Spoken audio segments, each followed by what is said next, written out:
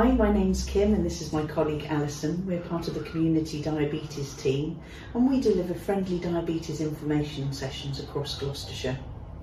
So Alison, everybody knows that what we eat and how we eat can play an important role in our health. What would your one key message be to our patients? I think the key message from my point of view is really it's all about the balance. I often say in the sessions that really it's about the balance and getting the portion sizes right. It's important that we do eat food from all the food groups, that they all play a key role in our health and well-being, but it's about getting the portion right from all those groups. If we do start to exclude food groups, it can mean that we're not getting enough nutrients for our body and for our well-being. So you may have heard of the Eat Well guide.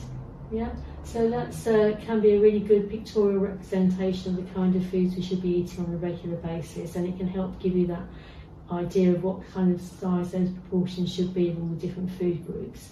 So making sure we're having a good source of protein, a good source of fibre, aiming for that magical 5+ a day in terms of our fruit and veg.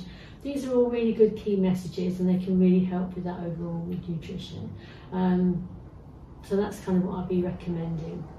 So following standard healthy eating guidelines is great for people with diabetes, even having fruit and carbohydrates? Yeah, so you can think about eating with diabetes being just that standard healthy eating advice, and that's really good.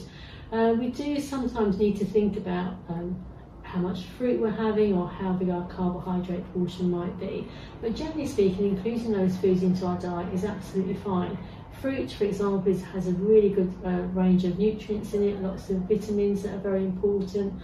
So we would never say to avoid fruit, but we tend to say try and maybe stick to no more than maybe 2 or 3 portions a day, with a portion being what fits into your cupped hand.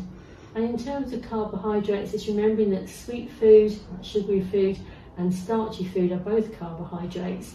So as well as trying to reduce how many of those sweet foods we might be having, think about how big that carbohydrate portion is on your plate and trying to make sure that only about a quarter of your plate has got those starchy foods on.